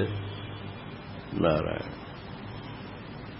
अब इसके पश्चात जब और आगे चले तो एक स्त्री जा रही थी और वो 3 जगह से टेढ़ी थी, आप समझ ही गए होंगे। उसका नाम था कुब्जा। तो 3 जगह से टेढ़ी। श्री कृष्ण खुद 3 जगह से टेढ़े हैं नारायण, उनका नाम ही त्रिभंगी लाल है। तो लेकिन उनकी तो सौंदर्य ऐसा है कि वो टेढ़े होने पर भी सीधे ही लगते हैं। और वो टेढ़े होने पर जो थी स्त्री कुब्जा, वो टेढ़े होने पर भी टेढ़ी लगती थी। और चूंकि कंस की दासी थी इसलिए कोई लोग उसको एक तरह से वो वेश्यापने का काम करती थी और बाकी उपटन वगैरह बना करके कंस को लगाती थी। तो कंस उससे दोनों काम लेता था, जो वेश्या का काम है वो भी लेता था और उपटन लगाने का काम भी लेता था। तो भगवान ने देखा कि ये कोई स्त्री जा रही है, तो उन्होंने कहा अरे ओ सुंदरी। और उसने कहा आज तक तो मुझे दुनिया में किसी ने सुंदरी कहा नहीं, आज ये सुंदरी कहने वाला कौन आ गया? पीछे मुड़ करके देखा तो श्री कृष्ण उनको देख कर तो एकदम चौपट हो गई। तो उसने कहा कि तुम कौन हो? श्री कृष्ण ने पूछा तुम कौन हो? तो बोले मैं कंस की दासी हूं और मेरा काम उपटन लगाने का है। तो बोले ये अंगराग हमको भी दे दो। बोले वैसे मैं दे तो नहीं सकती हूं, मैं उसी के लिए जा भी रही थी कंस के पास, लेकिन आपको देख करके ऐसा लगता है कि इसका अधिकारी दुनिया में यदि कोई है तो आप ही है। तो उसने वो सारा अंगराग जो था वो राम श्याम को दे दिया। अब उन्होंने बलराम जी ने लाल रंग का अपना लेप किया और श्री कृष्ण ने पीले रंग का लेप किया। रंग का फर्क है ना दोनों में। तो नीले पे पीला अच्छा लगता है और सफेद पे लाल अच्छा लगता है। तो अब वो खूब बन ठन गए, कपड़े भी मिल गए, हार भी मिल गया, उपटन भी मिल गया। नारायण। अब आगे चले। अब वहां हल्ला हो गया कि राम और श्याम आए हैं वृंदावन से, और उनके सौंदर्य की ख्याति तो बहुत पहले से थी ही वहां पर। तो जितनी मथुरा की स्त्रियां थीं वो सब अपनी अपनी अटारी छज्जे पे आकर के खड़ी हो गई। अब यहां जो स्थिति लिखी है वो वही लिखी है जो गोपियों की है। झटपट अटारियों पर चढ़ गई। अब किसी किसी ने जल्दी के कारण अपने वस्त्र और गहने उल्टे पहन लिए, किसी ने भूल से कुंडल कंगन आदि जोड़े से पहने जाने वाले आभूषणों में से एक ही पहना, और कोई कान में पत्र नामक आभूषण धारण करके आई थी तो किसी ने एक पांव में पायजेब पहन रखा था, कोई एक आंख में अंजन आंच करके आई थी। तो जैसे गोपियों की हालत हुई, बस वैसी हालत इनकी हो गई। श्री कृष्ण को देखने की इतनी त्वरा हुई कि वो जैसे थी वैसे ही चल पड़ी। अच्छा, और वो व्याकुल भी थी उनके दर्शन के लिए। असली बात यह है कि आप किसी के बारे में कुछ भी सुनो, यदि उसकी लालसा नहीं है तो वो बेकार है। आज कंस जी को तो विदा कर ही देंगे। अब इसके बाद भगवान शाम हो गई थी, तो लोगों से पूछा, भाई धनुष यज्ञ कहाँ हो रहा है? तो बताया लोगों ने कि वहां धनुष यज्ञ हो रहा है। तो पहुंच गए, तुम्हारे बहुत बड़ा धनुष रखा हुआ था, और मालूम पड़ा कि ये धनुष जो है तोड़ा जाएगा कल। भगवान ने कल क्यों तोड़ा जाएगा, आज ही क्यों नहीं तोड़ा जाएगा? उठा के उसके 2 टुकड़े कर दिए। अब जो वहां थे उसकी रक्षा करने वाले, उन्होंने हल्ला मचाया और सेना भी आ गई उनको मारने के लिए। उसी धनुष के टुकड़ों से ही उन सबको भगवान कृष्ण ने और बलराम जी ने मार मार के भगा दिया। अब उसको पता पड़ी कंस को कि धनुष तो आज एक दिन पहले ही टूट गया। बोले ये तो मुझे जरूर मारेगा। तो वो जो भय तो जो था उसका और बढ़ गया। इधर ये निकल करके आए और फिर बाबा के पास चले गए। अगले दिन, जिस दिन का निमंत्रण था इनके पास, तो अगले दिन ये पहुंचे तो बड़ी जोर शोर से तैयारियां की गई थी। सबसे पहले दरवाजे पे एक हाथी खड़ा था, कोवलिया पीड़ नाम उसका हाथी था, और वो मस्त था उन दिनों। और जब हाथी मद में होता है तो फिर उस पर काबू पाना सबके बस की बात नहीं है, वो कुछ भी कर सकता है।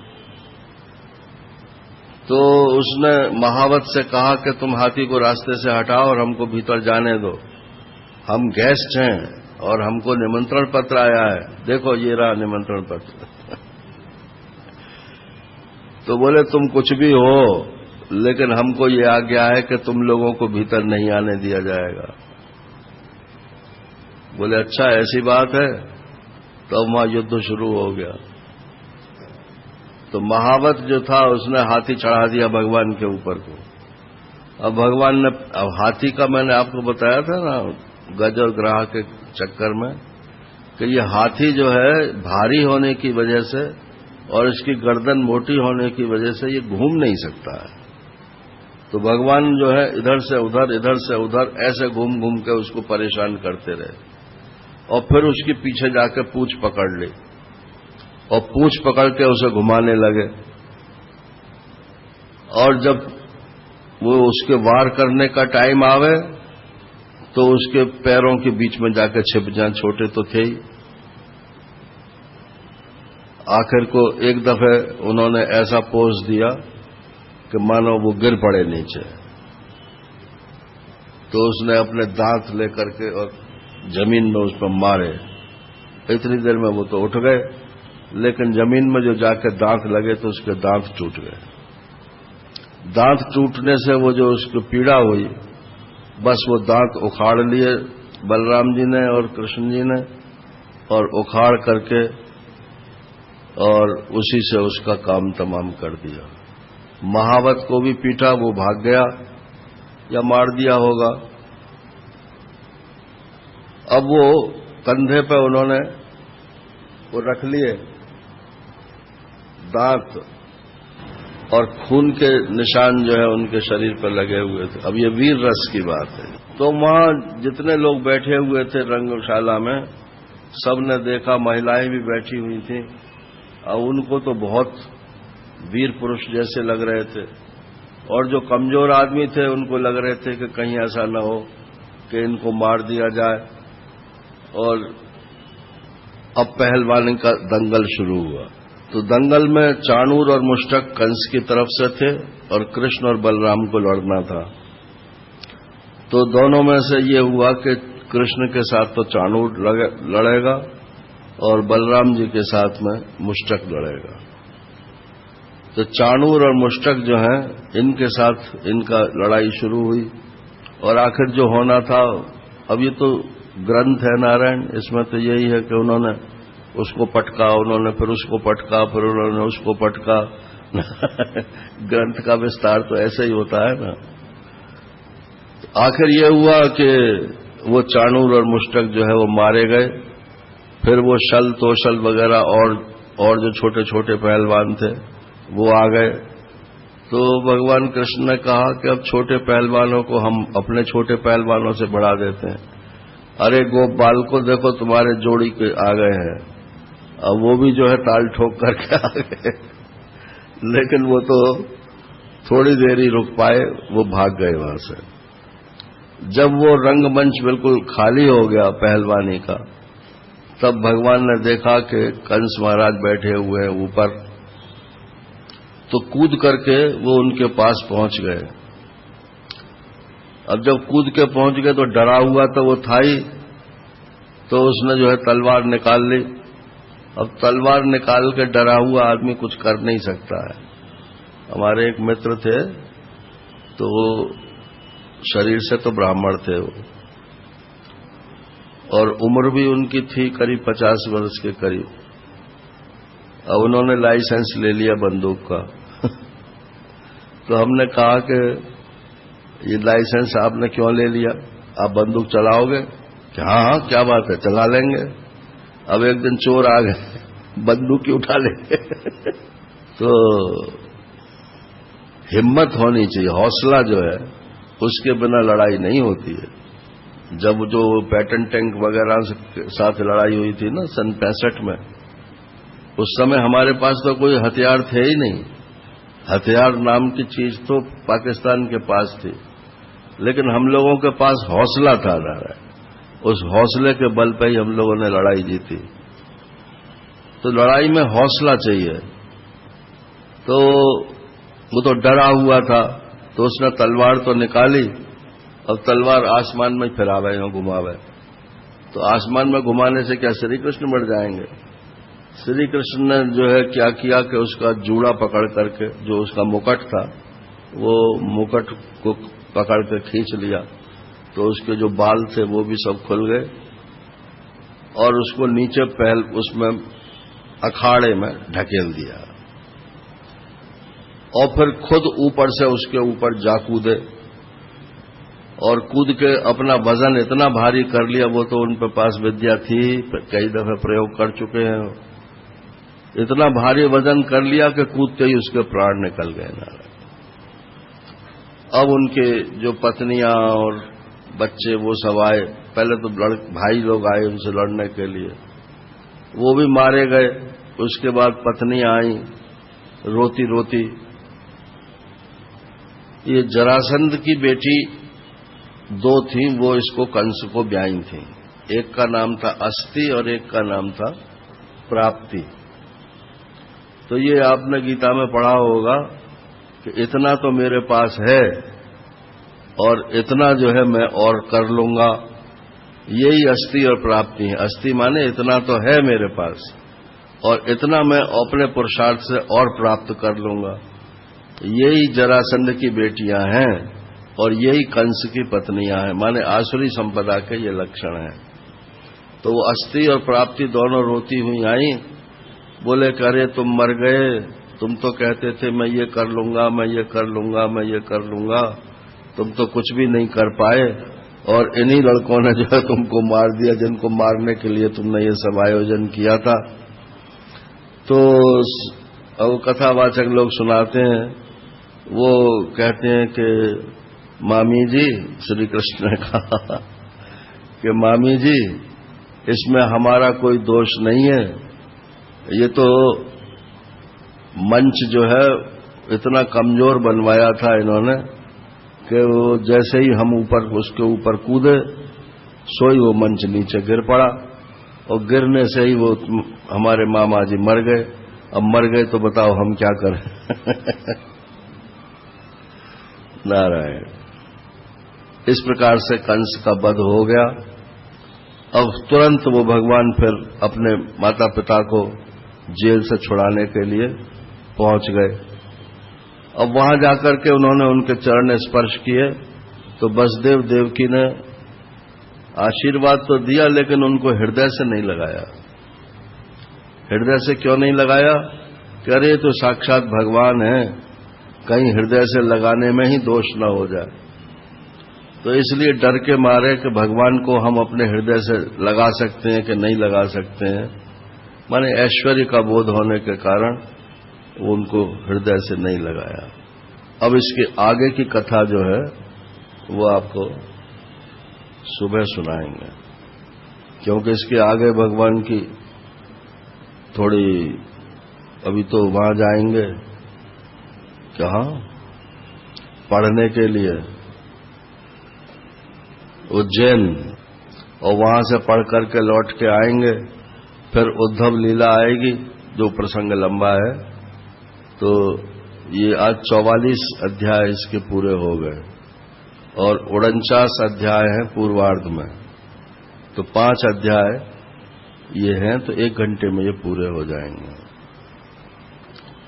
अच्छा, एक भजन सुन लो, सोई टाइम हो जाएगा। जिनको जाना हो वो जा सकते हैं भाई। ये वैराग्य परक भजन है। जग है सराय, जग है सराय, कोई आए कोई जाए, भूल के यहाँ कोई मन न लगाए। जग है सराय, जग है सराय। आप चाहो तो इस पंक्ति को दोहरा सकते हो। जग है सराय, जग है सराय, कोई आए कोई जाए, भूल के यहाँ कोई मन न लगाए। जग है सराय, जग है सराय। आसमां पे सितारे हैं जितने, तूने पाप कमाए हैं उतने। आसमां पे सितारे हैं जितने, तूने पाप कमाए हैं उतने।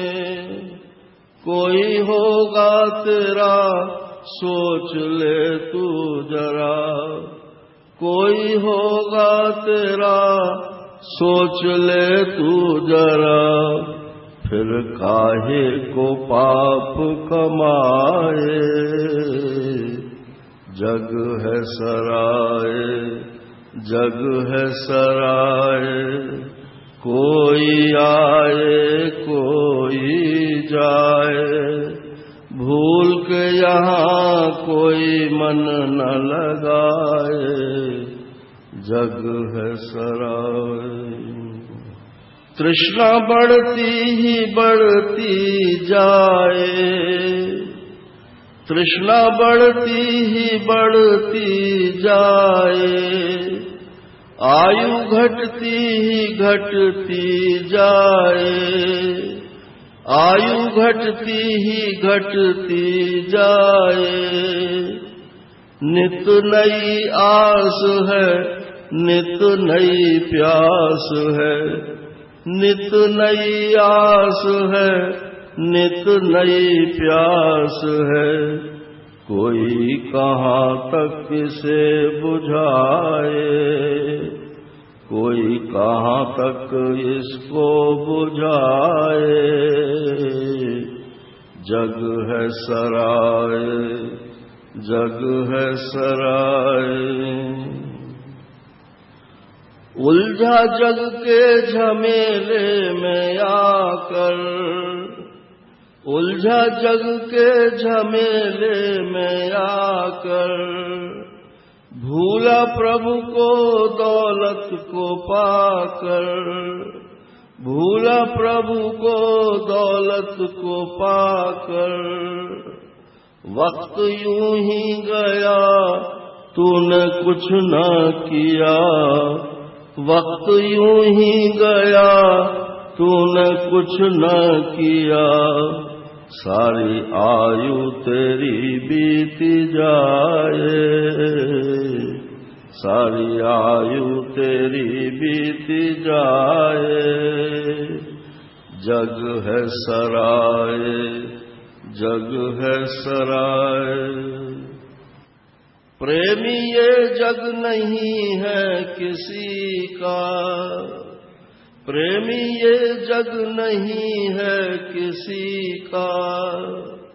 यहाँ नाता है बस पैसों का, यहाँ नाता है बस पैसों का।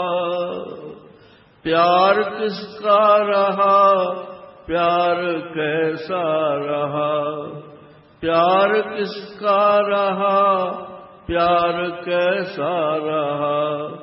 यहाँ भाई ही भाई को खाए, यहाँ भाई ही भाई को खाए। जग है सराय, जग है सराय।